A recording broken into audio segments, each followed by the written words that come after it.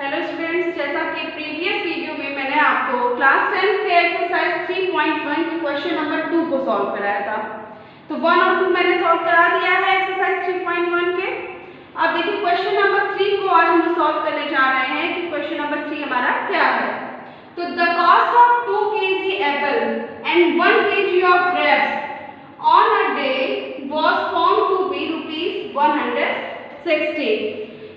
2 kilo सेब का cost और 1 किलो ग्रेप्स का कॉस्ट जो है वो एक दिन क्या था, 160 रुपीज था।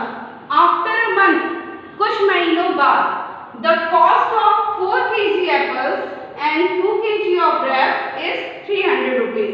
और कुछ महीने बाद 4 किलो सेब एंड 2 किलो ग्रेप्स का जो अंगूर का कॉस्ट है वो कितना है, 300 रुपीज है। Represent the situation algebraically and geometrically.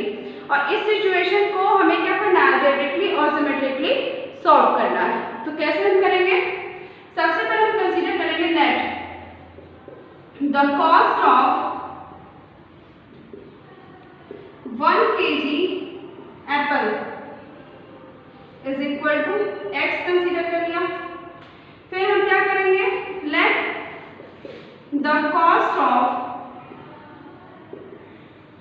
1 kg grapes is equal to y consider कर लिया। तो हम 1 kg एप्पल का कॉस्ट x कंसीडर कर लेते हैं, 1 kg ग्रेप्स का कॉस्ट y कंसीडर कर लेते हैं। अब क्वेश्चन जो हमारा दिया उसके स्टेटमेंट के अकॉर्डिंग सबसे पहले हम क्या करेंगे, अलजेब्रिकली इसको सॉल्व करेंगे। तो हम स्टेटमेंट को पढ़ते चलते हैं और इक्वेशन बनाते हैं। तो क्या करें, 2 kg एप्पल्स, तो 1 kg का कॉस्ट हमने x कंसीडर किया है, तो 2 kg का कॉस्ट क्या हो जाएगा, 2x। 2 kg apple and 1 kg grapes, 1 kg grapes का कॉस्ट क्या है, y। तो ये क्या हो जाएगा, 2x + y is equal to cost कितना है टोटल, 160 रुपीज। ये हमने कंसीडर कर लिया क्या, इक्वेशन नंबर 1।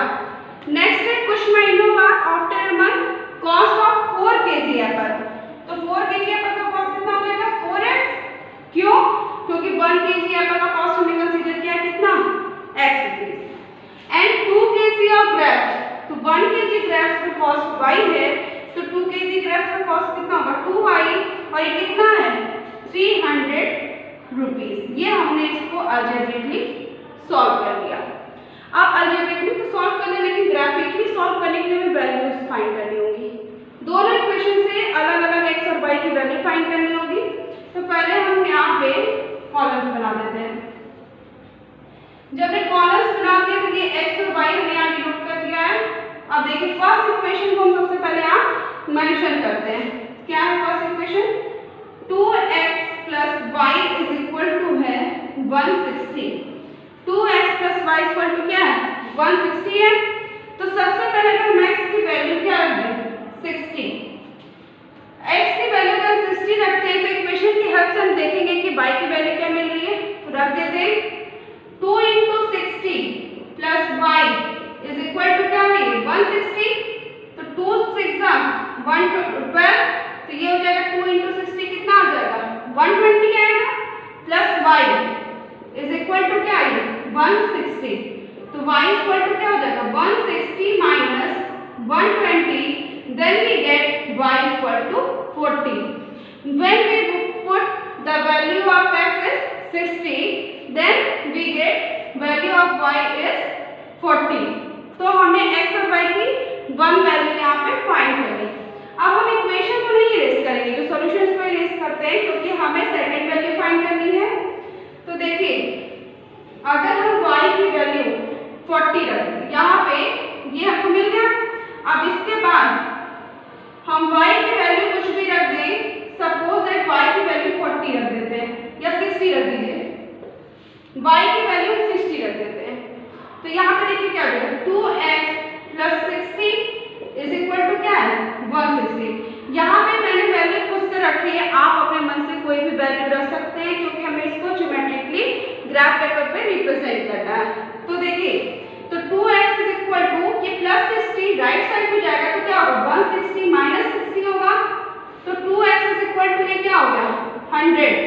देन x की वैल्यू फाइंड करेंगे तो 100 अपॉन में 2 और ये आ जाएगा 100, 2 5 10 और ये 50 मिला। तो x की वैल्यू क्या मिली हमको 50, तो यहाँ पे हमने रख दिया। तो देखिए ये वैल्यू हमें किससे मिल रही है, from equation first. Equation first की हेल्प से हमने x और y की टूटूज वैल्यू फाइंड कर ली। जब x की वैल्यू 60 है तो y की वैल्यू 40 है और x की वैल्यू 50 है तो y की वैल्यू यहाँ क्या है 60 है। अब हम सेकेंड इक्वेशन की हेल्प से फाइंड करते हैं वैल्यू। तो देखिए कैसे करेंगे। सेकेंड इक्वेशन क्या है हमारा, 4x plus 2y is equal to 300। तो देखिए यहाँ पे हम स्पेस नहीं है तो इस वजह से मैं यहाँ ब्लॉक्स बना रही हूँ, ये हमने x और y बना दिया। अब देखिए अगर x की वैल्यू हम यहाँ पे क्या रखें 60 रखते हैं, चेक कर लेते हैं। x की वैल्यू का 60 रख दें यहाँ पर भी, तो 4 × 60 plus 2y is equal to 300 as it is. तो 4 6 24 एंड 0 ये होगा 240 plus 2y is equal to क्या है 300। देन 2y इक्वल टू क्या होगा 300 माइनस 240, राइट साइड में जाएगा तो माइनस हो जाएगा, क्या मिला 2y is equal to 300 minus 240 करेंगे तो क्या मिलेगा हमको 60। अगर y की वैल्यू फाइंड करनी तो 60 अपॉन 2 कितनी मिल गई हमको 30। जब हमने x की वैल्यू रखी 60 तो y की वैल्यू में यहाँ क्या मिल रही है 30 मिल रही है। अब देखिए इक्वेशन तो मैं सजेस्ट रहने देते हैं, अब हम सेकंड वैल्यू फाइंड करते हैं। तो इसके लिए क्या करेंगे, अगर हम y की वैल्यू को 50 रखते हैं, यहाँ पे y की वैल्यू रख देते हैं हम 50, तो इक्वेशन में भी पुट कर देते हैं। तो 4x plus 2 × 50 is equal to 300। तो 4x एज इट इज 2 × 50 100 होगा इज इक्वल टू 300। तो 4x एज इट इज है, 300 एज इट इज है, ये 100 राइट साइड में जाएगा तो माइनस 100 हो जाएगा।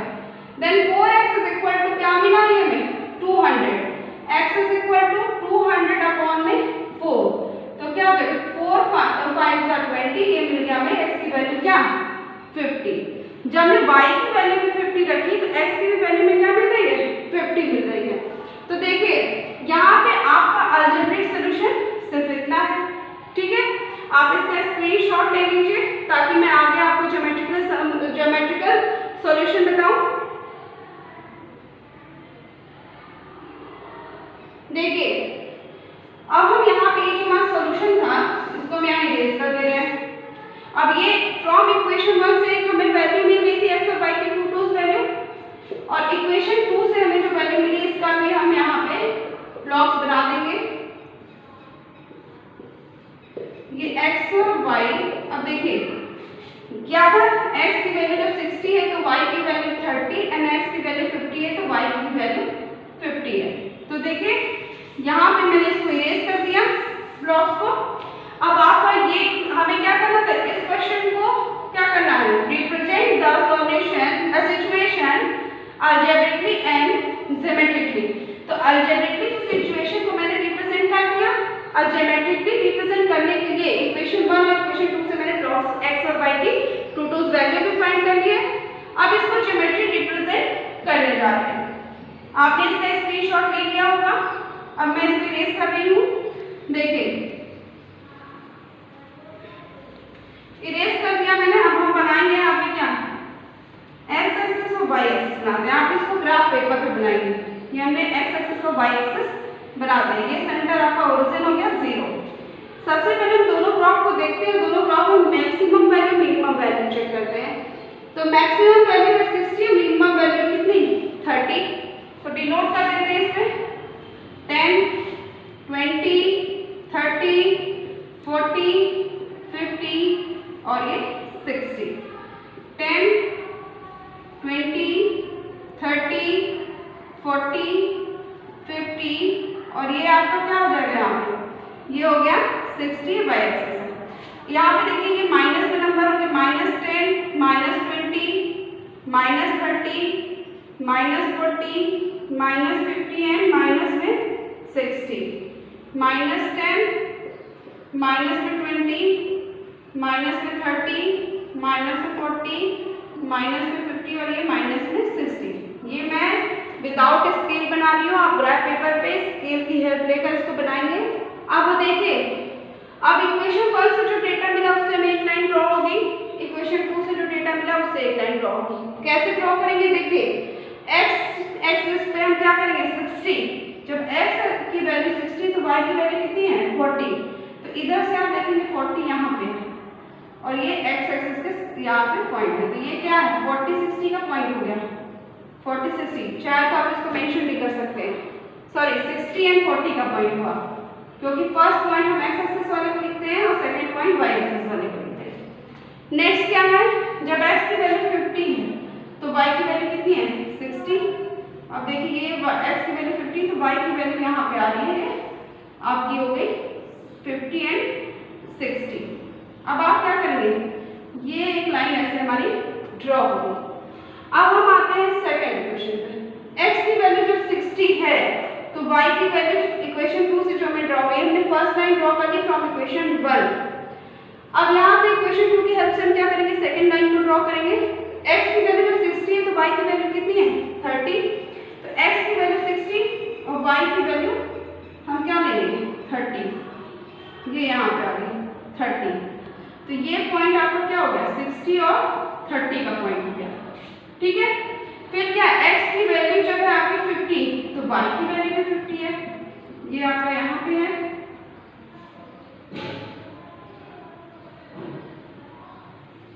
ये तो ये पॉइंट है 50-50 का। ठीक है, तो अब हम इस लाइन को भी ऐसे ड्रॉ कर देंगे। तो इस तरह ये मैंने ज्योमेट्रिकली रिप्रेजेंट भी कर दिया इस स्टेटमेंट को और अलजेब्रिकली रिप्रेजेंट कर दिया।